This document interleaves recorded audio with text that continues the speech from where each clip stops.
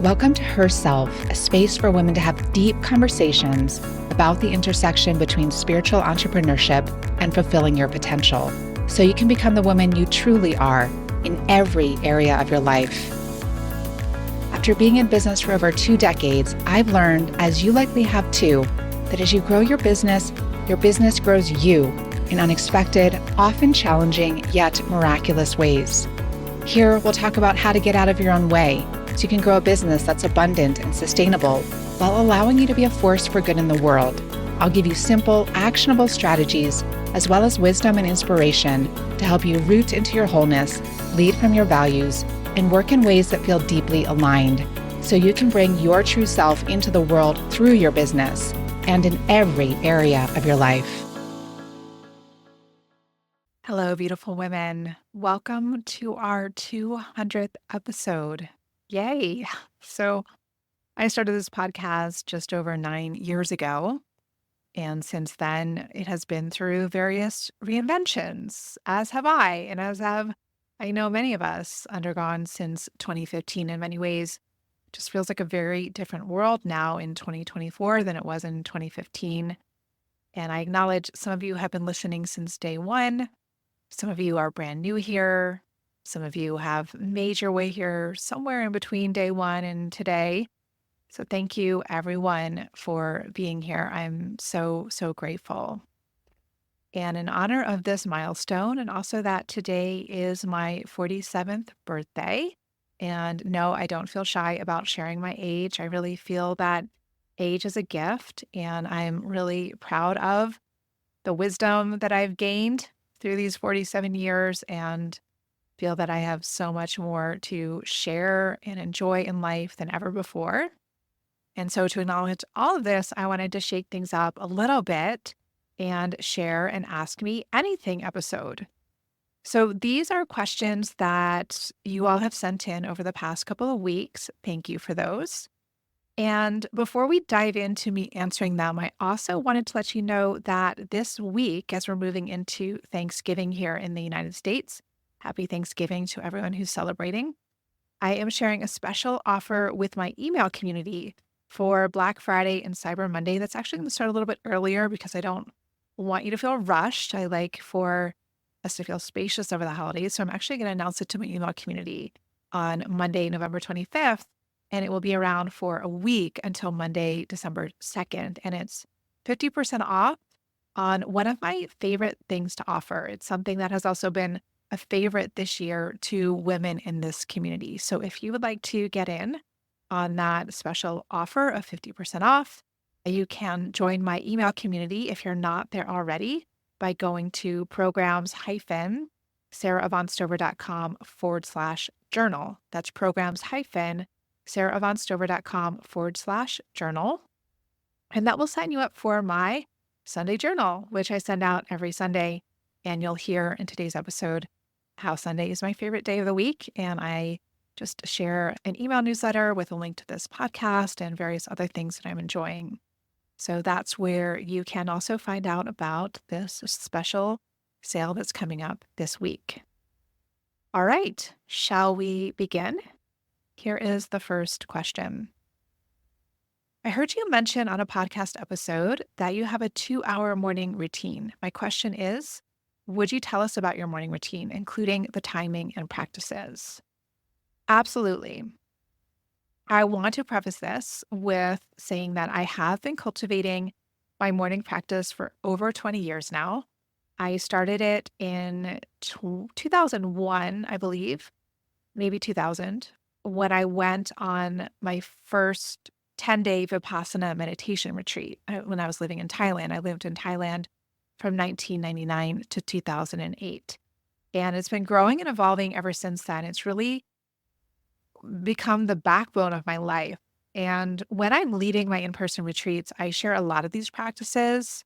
And at the end, I encourage women to choose kind of a minimum viable practice to take home with them. Because when we set the bar low, we are setting ourselves up for success.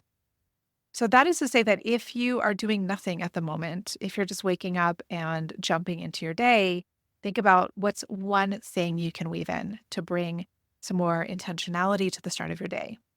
If you already have a few things, does this feel sufficient to you? Do you want to add something? Do you want to subtract something?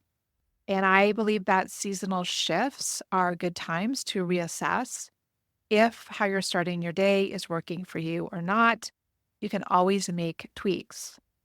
The whole point is that that time makes you feel more connected to yourself. It helps you to check in with how you're doing and to care for yourself physically, mentally, emotionally, spiritually. Helps you to live in alignment with your deepest values, your greatest intention for your life, and remind you to view ordinary reality through the lens of the sacred, at least as much as possible. Also, with everything that's happening in the world, really some kind of daily practice is so crucial. We need to care for our nervous systems. We need to remember what's most important. And with all of this, it's the quality of that time that you spend with yourself and the sacred that's most important, not the quantity. So while I spend multiple hours on this each day, even if you start with 5 minutes, 10 minutes, 15 minutes, that is a solid foundation. So, with that said, I'll share the details of mine. I'll share the nitty gritty because I always appreciate hearing that from other people. And again, this is a snapshot of my life right now. And this does flex over time for sure. So, these days I'm waking up between about 6 and 7. And lately it's been closer to 7 because it's cold and dark here. It's moving towards winter. And I've also been really prioritizing rest as much as possible. And I aim to sleep for about 9 hours a night. I go to sleep by about 9. And with perimenopause, I have sometimes had disrupted sleep. So I'm not really sure how the night's going to go. So I count on maybe being awake for some of that time, sometimes in the middle of the night, sometimes waking up earlier and then just letting myself rest in bed until I'm ready to get up. So even though I'm in bed for 10 hours at times, I usually only sleep for about 9 hours of that. And I wake up, I brush my teeth, I do my morning skincare practice, and then I put sesame oil in my mouth and I swish it around for a while. And this is called oil pulling in Ayurveda. And it's really great for teeth and gum health. And as I am swishing that sesame oil, I go downstairs. I get some of my supplements ready for the day. I feed my dog Sadie. I let her out. I make juice for me and my partner, and I make celery juice with some lemon and some ginger. And once that is ready, first I drink about half a quart of warm water with lemon, and then I drink my juice. So I start the day just hydrating a lot. And then I go back upstairs where my office and creative space is. On the floor there, I have a biomat, which is an amethyst heated mat that I got when I first moved to Boulder in 2008. I love it, love it, love it. I'm on it every day for my morning practice. And then I officially began my practice. So I start out with a yin butterfly pose for 5 minutes. And again, women in my retreats, this is very familiar to you. It's just a great pose to open up the hips and the spine to help me get into my breath, get into my belly. And then I sit and meditate for 24 minutes, which is said to be one gataka in is a traditional way of kind of counting time in yogic traditions in India. And it said that our energy circulates in our body in 12-minute increments. So I do it for 24 minutes, and that's just being present, being with my breath, being with sounds around me. I also take some time for prayer here.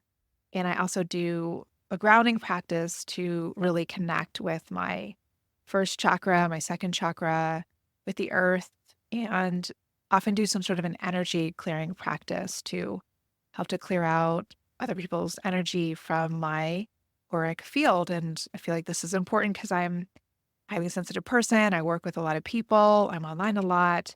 So that's just a staple part of my day. And those practices I share inside my program, Sorceress School, as well.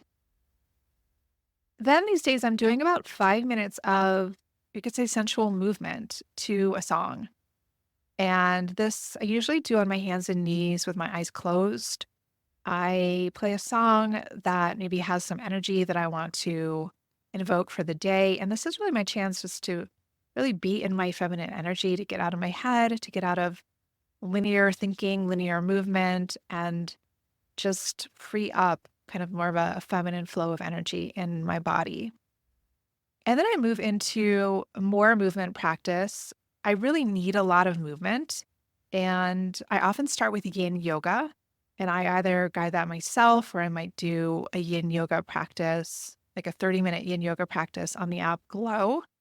And I find that yin yoga on the yoga mat, rather on the heated biomat, just really helps to open up my body, my energy lines.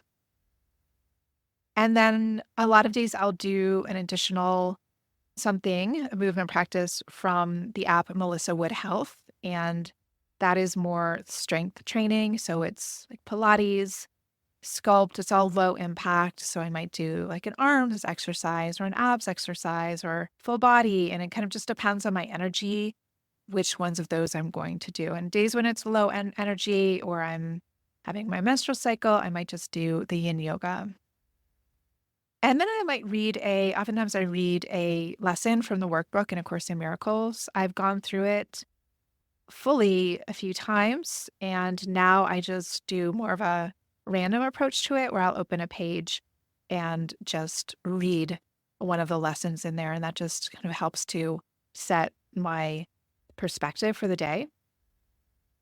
After that, I make breakfast. And through all this, I'm still kind of in not my pajamas, but I kind of put on some like comfortable clothes, I guess, like a sweatshirt or sweatpants or something like that.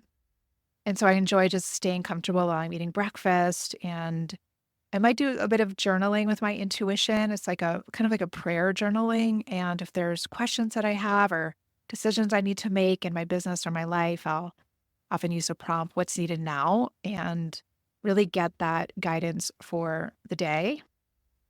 I'll also review my bigger life goals. I'll review what's coming up that day. I might read something inspiring from a sacred text. And after that, I get dressed and I start my workday usually around 9 a.m. So when I'm doing that practice, I am not on email, I'm not on social media. That is really just to stay in my own energy, and I don't take my phone out of airplane mode until I get dressed and start my workday. Again, this is something I've been cultivating for a long time, and I acknowledge that I don't have children, so I do have the luxury of more space in the morning. And remember, the most important thing to do is what works for you. Okay, so the next question this week, and I want to preface that this came in the week of the election here in the US. This week has felt utterly devastating to say the least. Lots of parts have come up for sure. First and foremost, I have been working to resource myself in a variety of gentle ways, and it is helping. Putting my own oxygen mask on first, so to speak. However, I readily admit that there's also a part of me that wants to be a support and organize a small women's community in my area as I slowly return to a state of equanimity. So my first question is, would you recommend as a first step, or what would you recommend as a first step in creating a small women's circle? So first I want to say that I'm so glad that you've been being with your parts amidst everything that's been happening in the world and focusing on putting your own oxygen mask on first. That is so important. And as souls, I want to name that, at least in my belief system, and I welcome any belief system that's here. I believe that we chose to incarnate on this planet at this time. And we can trust that we're here for a reason. And we can trust that part of our divine assignment is to help with the seismic shift that's happening in humanity right now that is leading us toward a greater awakening. And change always comes with chaos. We all know this from our personal lives. When a big change happens, it is chaotic, it's messy, it's hard. In Buddhism, there's this concept of the bodhisattva vow, which is that we make a vow to keep reincarnating until all beings are awakened, every single one. So that's not a small commitment.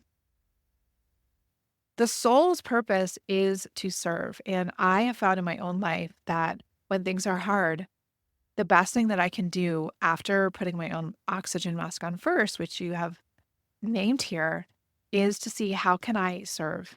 How can I show up for other people? So, yes, we need to feel our feelings and take care of ourselves. And we also need to keep taking action and keep seeing how is my soul being called to serve right now? And to trust that we have the capacity to do both simultaneously because we absolutely do. I love that you're listening to how that service wants to unfold for you in terms of organizing a small women's community in your area. The first thing that I would recommend with any creation is to get clear on your intention. Intentions are super powerful. They are the seeds that you plant in the garden of your life from which everything else unfolds. So to ask yourself, what is my intention for this group? Is it for healing? Is it for connection? Is it for spurring collective change? Is it for sharing our experiences? Is it to teach something? Is it something else entirely that I haven't named here? Is it a combination of these things? So get clear on that intention, write it down, and then ask yourself, do I want to be the leader of this group? Do I want someone else to come in and lead it? Do we want this to be shared leadership where we rotate? Is this a rolling group that kind of doesn't have a beginning or an end, or does it have a fixed start and stop date? Is there a limit to the number of people in this group? Is it a certain kind of person you want to invite to the group? How often do you want to meet and for how long? Where do you want to meet?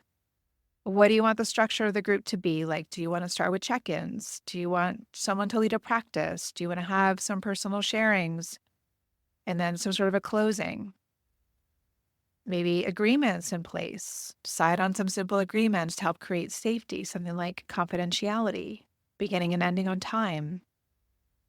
So starting with these basics and then listening to what wants to unfold with the people who gather around those elements. And to really give yourself the liberty to create the kind of group that you feel like you need, because likely others need that too. I'm really glad you're doing this, and I really wish you well with this group. The next question is, what might be some helpful tinctures and herbal remedies that you use and would recommend during times of anxiety like these? Well, first, I will say that I do not take tinctures and herbal remedies anymore. I have in the past, but I haven't for several years. And this is part of just the way of eating that I've been on since 2020. It's called the Bean Protocol. And I interviewed a woman who kind of mentors in this and teaches around this style of eating, Unique Hammond. And you can find her episode on this podcast. So in that, there are no herbs and there's very minimal supplementation. So the ways that I work with anxiety is really through my food and my lifestyle. My morning practice really helps with this. And I also want to acknowledge that generally I don't have a lot of anxiety. I have had periods of my life where anxiety has been higher, but it's not something chronic that I live with. And I know that's not the case for everyone. So again, I'm not a doctor. And if you're experiencing chronic anxiety, please do what you need to do to take care of yourself and speak with your medical provider. But here's what's important to me. Definitely my morning practice. And the most important thing is prayer and my faith, my connection to a higher power, which for me is God, although not in a religious sense. That is really everything to me. And really placing whatever I'm struggling with, whatever I have questions about, whatever I need guidance with, into the hands of the divine and asking to be guided, asking for support. I can't emphasize this enough. This is really the foundation of my whole life and the work that I do in the world. I can't imagine navigating everything without my faith. And then I eat blood sugar stabilizing meals. I make sure that I have at least 30 grams of protein at each meal. I eat, as the name, the Bean Protocol suggests, I eat beans at every meal. And especially times where things feel more ungrounded or topsy-turvy, making sure starchy vegetables are in there. Like I eat a lot of sweet potatoes. I take daily walks in nature. That is very grounding. I take a lot of Epsom salt baths. And when parts of me are anxious, I use my IFS skills to connect with them. So maybe doing a parts meditation, doing a parts mapping practice. My $9 program, Getting Out of Your Own Way, includes those. If anyone needs support with that, that you want to weave into your morning routine. And then this practice of that I write about in my third book, Handbook for the Heartbroken. And it's a practice of opening, softening, and allowing. So, whenever I'm feeling something challenging, something uncomfortable, anxiety included, I take some moments, even if it's just a minute or two, and I say, how can I open, soften, and allow this experience to be exactly as it is? Because the thing is, we suffer more when we try to fight against something, when we're resisting it. So I let myself fully be with the energy. I let it be as it is. And the thing is, when we do that, when we don't resist it, then it has room to shift and change because energy is always moving. And again, if things are stronger, if things feel harder, I offer it to God. I ask for support from my higher power. And then at various times, body work helps, acupuncture, definitely my morning energy clearing practice and grounding exercises that I shared about from a previous question. All of these things are what supports me with anxiety. What advice would you give to someone who wants to do a reinvention in their business? And I would say, as someone who has done reinventions in her business, most recently about 14, 15 months ago, I'd say first listen deeply to your soul, which, like, the focal point of your soul is in your heart. So really listen to your heart. And it's hard to do this amidst our day to day lives where there's a lot of stimulation. So I definitely recommend some sort of a retreat and unplugged space to do this, whether that's going on a retreat somewhere, taking a weekend to yourself, taking a day to yourself, getting quiet, getting more still, doing some journaling, sensing your life as you want it to be, and sensing who would you love working with? What would you love sharing? What do you want your life to look like? And then working with some sort of a coach or a mentor to help you to bring this desire into fruition, because we need accountability and structure to create something, because this living, you'd say, more in the spiritual realms, the energetic realms, and then it really takes something to bring that into the physical realm. So we need support. And I would say to give yourself 12 to 24 months for this transition. And if you are relying on your income from what you were doing previously, don't quit your day job, so to speak. So gradually build up one thing as you gradually let the other thing go. And I want to normalize that we're all always growing and changing, where we could say we're reinventing ourselves every 2 to 5 to 10 years. And certainly there's bigger reinventions at certain points along the way. So bring your audience with you in the process, be transparent about it, be patient with yourself. It does take time to build up something new, and it can be humbling because maybe you experienced a lot of success with what you were doing before, and you can feel like you're starting over in some ways. So the next question is, what do you think is the number one thing someone needs if they want to grow their business? Well, for me, this is a no-brainer. It is, I mean, for me, it's a no-brainer. It's you need an email list. And one of my mentors years ago called your email list your golden goose. It's the golden goose of your business. I started my email list 20 years ago, and some of you listening have likely been on my email list since then. So you can see the power of that through all the reinventions that I've been through, just staying in connection, staying in relationship. And make sure that you choose an email service provider. The acronym for that is ESP, that you want to be capturing these email addresses in. The one that I use is Kit, formerly called ConvertKit. I love it. I've used several throughout my career, and Kit is by far my favorite. You want to make sure that you're always gathering people's emails, ethically, of course. and then be in regular communication with them. So if this is new to you, start communicating once a month, for example, sending a monthly newsletter, then ideally biweekly and ultimately weekly. You want to be top of mind for your audience and help to build that know, like, and trust factor, which comes with consistency, with repetition over time, and really make this a negotiable part of each week to see, how am I building my email list? How am I nurturing my email list? This is the architecture that holds you, that holds your business, that holds your community. And then branch out to paid ads. I recommend Instagram and Facebook ads to help you grow your audience by, for instance, sharing a free lead magnet that is like a little taste of a larger body of work that you offer. But always be focused on how you can grow your email list, because this then becomes your audience, your student, your client, your customer database. As a little girl, I loved playing school, and my favorite part was writing on a chalkboard with a fresh piece of white chalk. Today, my teacher's heart lives on, only now, instead of teaching with chalkboards, I make sure my online programs are stored and shared in the most organized, intuitive way possible.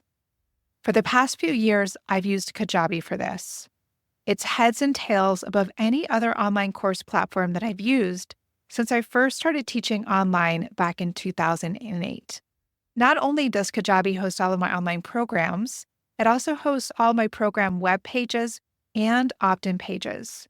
It even hosts the private student-only podcasts I share inside my programs. Plus, it's easy for me and my team to use, and most importantly, it's easy for my students to use. I love it. If you're looking to uplevel, streamline, and beautify things in your own business, whether it's how you deliver your online courses, create web pages, or even host your entire website, I invite you to enjoy a free 30-day trial with Kajabi, which is one of the sponsors for this podcast. You can click the link in the show notes to get started with your free 30-day trial. If you're like me, you'll be so happy you did. The only downside is no chalk is involved. The next question is, how do you handle overwhelm in your business? Well, first I want to I want to emphasize that overwhelm is a normal part of life, especially in modern life. Really, there's no way that we can avoid feeling overwhelmed sometimes. So first to say, it's not a bad thing. It's part of the spectrum of life, part of the spectrum of our humanity, and part of being a business owner. And the bigger risks you take, the more challenges you face, and that will be overwhelming at times. And the bigger risks you take, the more successful you'll be.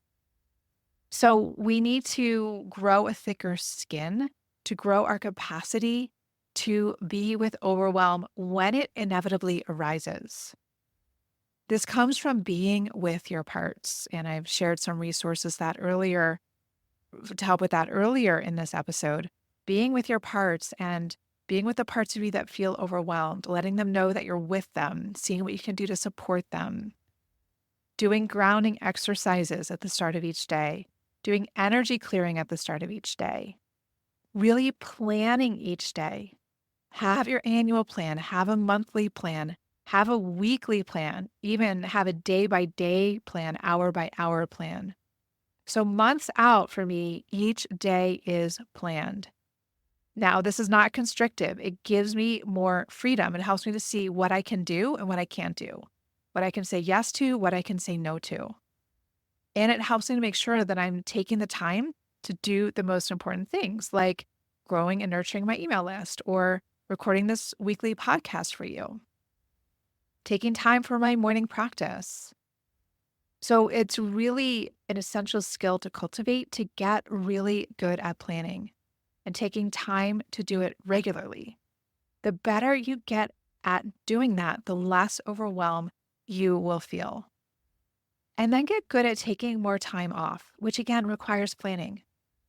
Block white space off as part of your annual planning process. Times for vacations, times for retreats, time for self-care. Put that on your calendar first, then have everything else work around that. So as a woman who's introverted and highly sensitive, who is very engaged in my work and connecting with a lot of people regularly, I only have 2 meeting days a week. Then I have Fridays off, unless I'm launching a program or maybe about to go on a longer vacation. Then if I need that time, I'll work on Fridays. Mondays, I do my deep work. I take a Sabbath on Sundays where I don't schedule anything. I have 1 week a month where I have no meetings. I take a few months off a year. And again, I built up to this. It requires a lot of intentionality. And all of this helps to kind of build guardrails around overwhelm. So it's part of, again, building this architecture, this infrastructure to be able to take risks, to be able to lean in and to have the support that we need to be able to do that. And if you want more support with this, with planning in a more detailed way and in a way that isn't just top down, just like a taskmaster part of you taking over and planning everything that that other parts of you are not going to like or not going to stick with. This is part of that Black Friday Cyber Monday offer that I'm going to be sharing later this week. And again, it's going to be 50% off. And it is an experience that will help you to do this for 2025. So if you want to be notified about that, go to programs-sarahvonstover.com/journal, programs-sarahvonstover.com/journal to be notified about that. So another follow-up question about that is, how do I schedule each day in my week? Well, I work from about 10 to 5 Monday through Thursday, and I take about a 1-hour lunch break. So again, on Mondays, I do my deep work. It's usually content creation, or if I'm building a new program, something like that. It's time where I'm not going to be interrupted and I can be in more of a creative space. So I have no meetings on Mondays.